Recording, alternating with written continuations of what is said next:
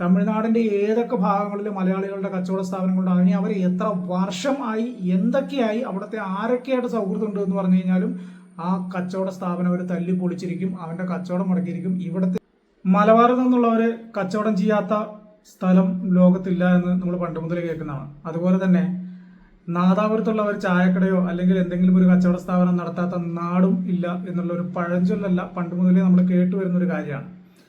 അപ്പോൾ നമ്മൾ നമ്മുടെ അനുഭവത്തിൽ നിന്ന് മനസ്സിലാക്കിയത്, ഇപ്പം ലോകത്ത് വിട്ടേക്ക് നമ്മൾ ഇന്ത്യയുടെ തന്നെ പല സംസ്ഥാനങ്ങളിൽ പോയി കഴിഞ്ഞു കഴിഞ്ഞാൽ ഏത് സംസ്ഥാനത്ത് നമ്മൾ പോയാലും അവിടെ ഒരു ചായക്കടയോ അല്ലെങ്കിൽ ഹോട്ടലോ എന്തെങ്കിലും ഒരു സ്ഥാപനവുമായിട്ടൊരു മലയാളി ഉണ്ടാവും. ആ മലയാളിയുടെ ഒരു പക്ഷേ അതിൽ ഏറ്റവും കൂടുതൽ അവിടെ ജോലി ചെയ്യുന്നവരോ അല്ലെങ്കിൽ അതിന് മുതലാളിയോ ആയിട്ടുള്ള ആളുകൾ മലബാറിൽ നിന്നുള്ളവരായിരിക്കും.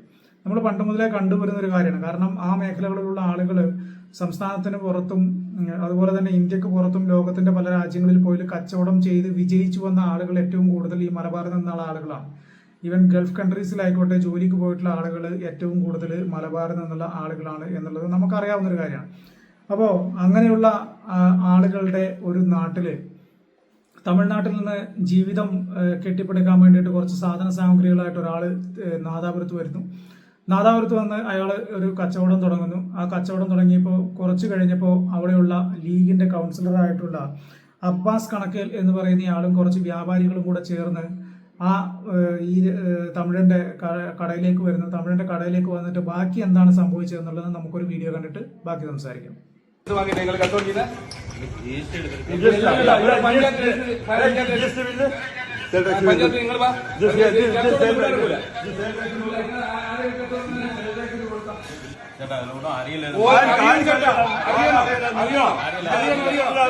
ഞങ്ങൾക്കെല്ലാം അറിയാം ചേട്ടാ. ഞങ്ങൾ കുറെ സാധുക്കൾ ഇവിടെ കച്ചവടം ചെയ്യുന്നുണ്ട്. കേട്ടില്ലേ, ഞങ്ങൾ കുറെ സാധുക്കൾ ഇവിടെ കച്ചവടം ചെയ്യുന്നുണ്ട്. അപ്പൊ അയാൾ പറഞ്ഞു, ചേട്ടാ എനിക്കറിയാം. അപ്പൊ ഇവര് ചോദിക്കുന്നത് എന്താ വെച്ച് കഴിഞ്ഞാൽ GST ബില്ലുണ്ടോ, എസ്റ്റിമേറ്റിലാണ് ബില്ല് കൊടുക്കുന്നത് തുടങ്ങിയ കാര്യങ്ങൾ പറഞ്ഞിട്ടാണ് ചെയ്യുന്നത്. ഞാൻ ആദ്യം കുറച്ച് വീഡിയോ കൂടെ കണ്ടിട്ട് നമുക്ക് ബാക്കി കൂടെ പറയാവേ. நீ காசு எடுத்துட்டு எங்கண்ணா பேச்சப்புறம் எல்லாம் இதோ நான் ஒரு நிமிஷம் நம்ம வந்து இது இதுல போட்டு கொடுக்கிறது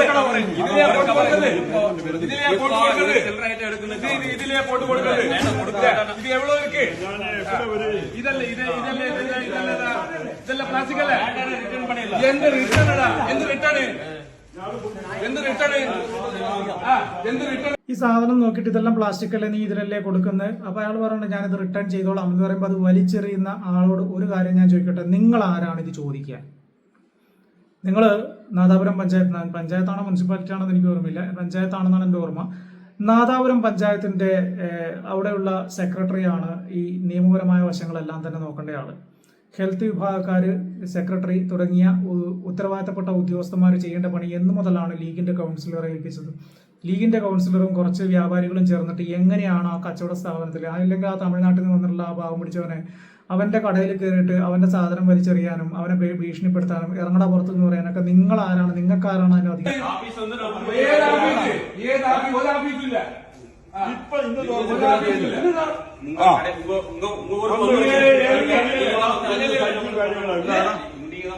இல்ல ஒரு அட்ஜஸ்ட் பண்ணவே இல்ல.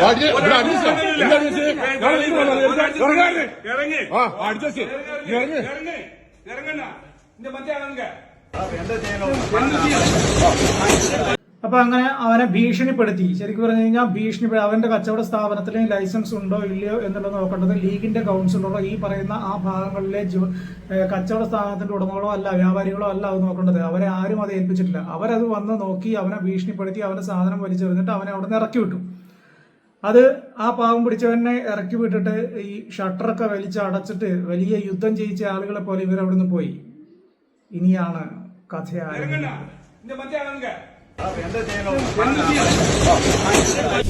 ഗൈസ്, പൂർവാതീതം ശക്തിയോടുകൂടി വീണ്ടും തുറന്ന് പ്രവർത്തിച്ചിരിക്കുകയാണ്.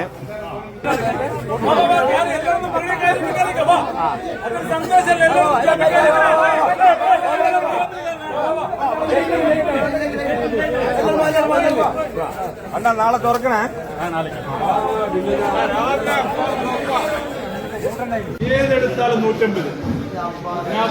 ഹൃദയഭാഗത്ത് തലശ്ശേരി റോഡ് KP ചാനൽ ഫ്രണ്ടില് ഇതാ ഈനും 150, ഈനും 150, ഈനും 150, എല്ലാത്തിനും 150. മറ്റുള്ള ഷോപ്പിൽ എത്ര കൊടുക്കുന്നത്? അത് പറയണ്ടേ, നമ്മള് പറഞ്ഞിട്ട് ഇവരെ നാട്ടുകാരെ കുറവാ കണ്ടില്ല. അപ്പൊ അതിന്റെ പിന്നിലുള്ള ഉദ്ദേശം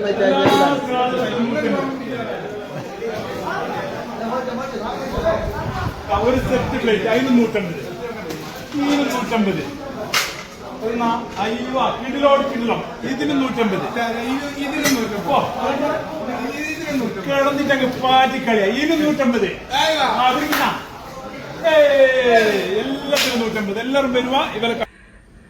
അപ്പോ ഞാൻ പറഞ്ഞില്ല, ഇനിയാണ് കഥ ആരംഭിക്കുന്നത്. അതായത് ഈ കട ഇവർ പൂട്ടിച്ചു പോയതിനു ശേഷം നാട്ടുകാർ വന്ന്, നാട്ടിലുള്ള കുറച്ച് ചെറുപ്പക്കാരും ആളുകളൊക്കെ വന്നിട്ട് ആ തമിഴ്നാട്ടുകാരനെ കൊണ്ട് കട തുറപ്പിച്ച് അതിനകത്ത് നല്ല കച്ചവടം നടത്തി കൊടുത്തു.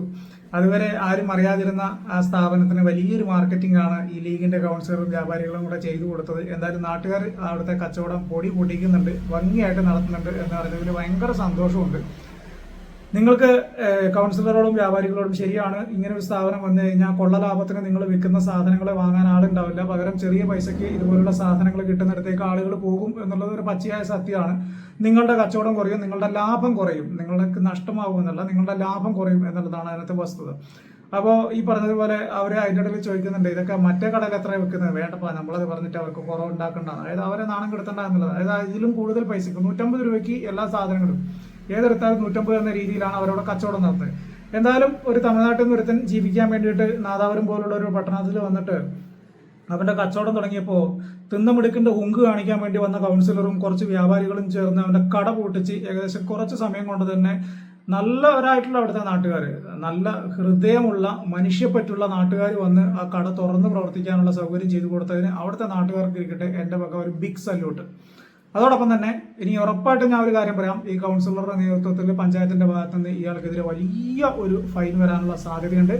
അതിന് മുന്നേ തന്നെ നാട്ടുകാർ ആരെങ്കിലും ഇടപെട്ടിട്ട് ഇയാൾക്ക് ലൈസൻസ് എടുക്കാനുള്ള സംവിധാനങ്ങളുണ്ടെങ്കിൽ അതിന്റെ പരിപാടികൾ ചെയ്യണം, മറ്റു കാര്യങ്ങളൊക്കെ ചെയ്തു കൊടുക്കണം. നമ്മളൊരു കാര്യം മനസ്സിലാക്കേണ്ടത്, ഇതിൽ വൈകാരികമായിട്ട് ഇയാൾ എന്തെങ്കിലും ഒരു പോസ്റ്റോ കാര്യങ്ങളോ സോഷ്യൽ മീഡിയയിൽ പോസ്റ്റ് ചെയ്തു എന്ന് വിചാരിക്കുക, തമിഴ്നാട്ടിൽ ഇയാളുടെ നാട്ടുകാർ അല്ലെങ്കിൽ തമിഴ്നാട്ടിലുള്ള ആളുകൾ കണ്ടു എന്ന് വിചാരിക്കുക. നിങ്ങൾക്കറിയോ പിന്നീട് സംഭവിക്കാൻ പോകുന്നത് എന്താണെന്നുള്ളത്?